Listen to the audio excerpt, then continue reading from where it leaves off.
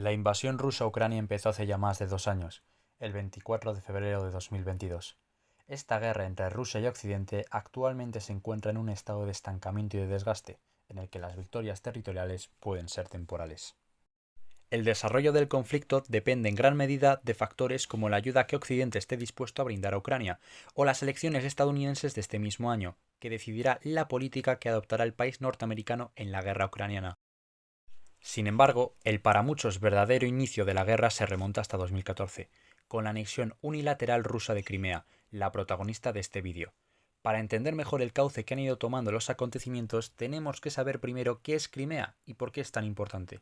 La península de Crimea se sitúa al sureste de Ucrania, haciendo frontera con la región ucraniana del Quersoneso al norte, con el Mar Negro al sur y al oeste y con el Mar de Azov al este.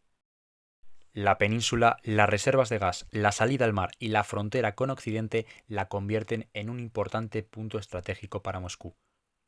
Históricamente, desde su independencia del Imperio Otomano en 1783, siempre ha formado parte de la Unión de Repúblicas Socialistas Soviéticas.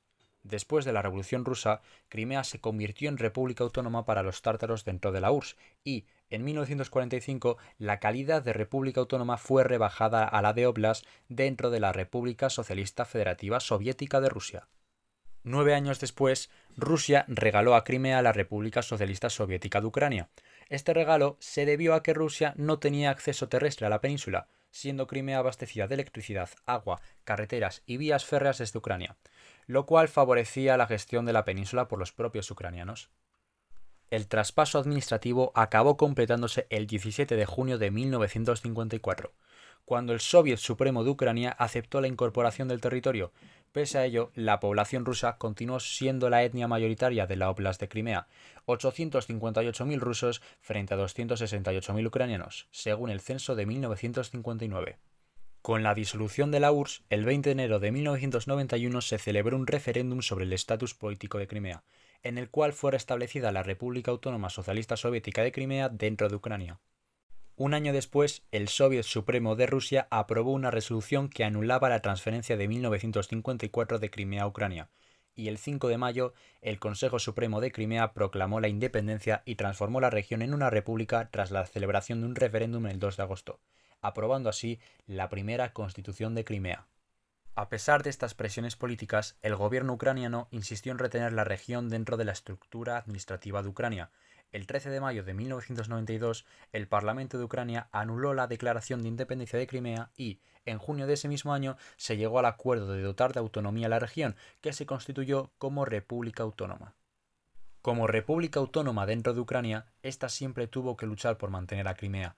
De hecho, 5 de los 6 candidatos que se presentaron a las primeras elecciones para la presidencia en la historia de Crimea apoyaron públicamente su reunificación con Rusia, incluido el vencedor Yuri Meskov, que empezó a imponer su control sobre las instituciones ucranianas en la península poco después de asumir el cargo. Este llevó a cabo medidas como la destitución de varios ministros pro-ucranianos o la suspensión del director local de la televisión estatal de Ucrania. Finalmente, tras una serie de tiras y aflojas entre el Parlamento de Crimea y Kiev con motivo de la restauración de una constitución propia para los crimeos, en junio de 1996 se aprobó una nueva constitución en Ucrania, que permitía al legislativo crimeo mantener un alto grado de autonomía. No obstante, se le prohibía elaborar cualquier tipo de legislación que entrara en conflicto con el articulado de la ley suprema ucraniana.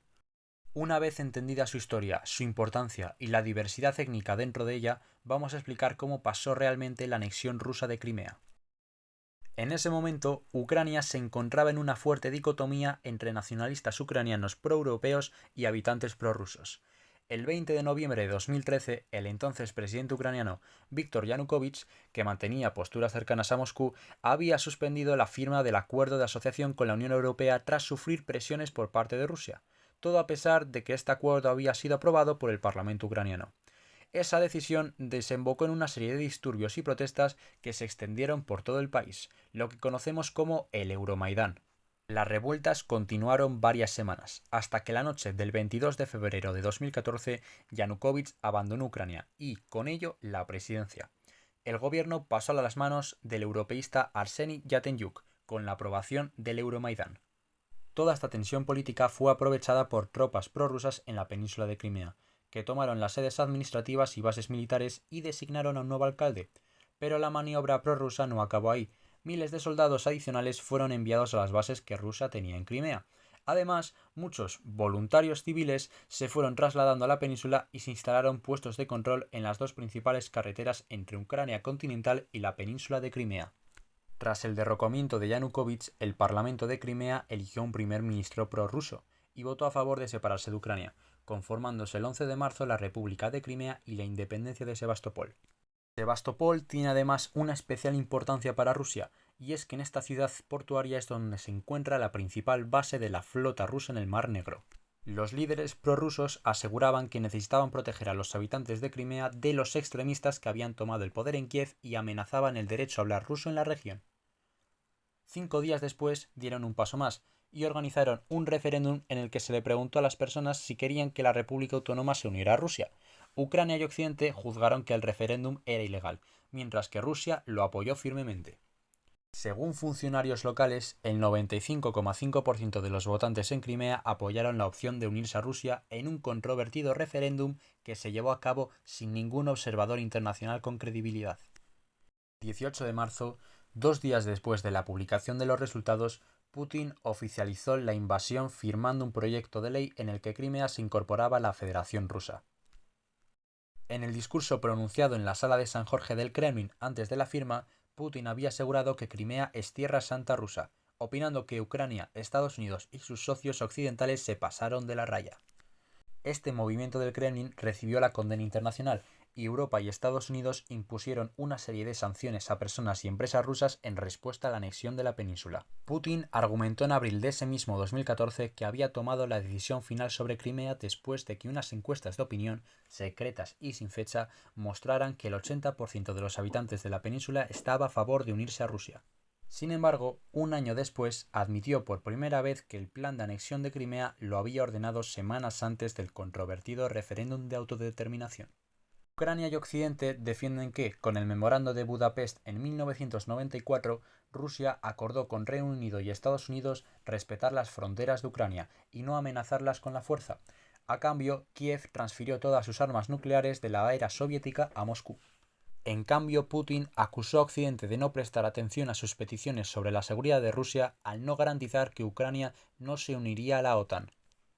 Desde la anexión unilateral de Rusia, esta ha tenido como objetivo el reconocimiento internacional de que Crimea forma parte de Rusia. Por su parte, Ucrania ha seguido reclamando desde entonces el territorio con el apoyo de Occidente, que no reconoce la anexión.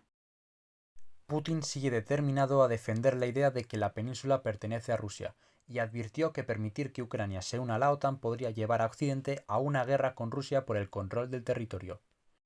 No obstante, el presidente de Ucrania, Volodymyr Zelensky, ha dejado claro que no planea recuperar Crimea mediante una intervención militar.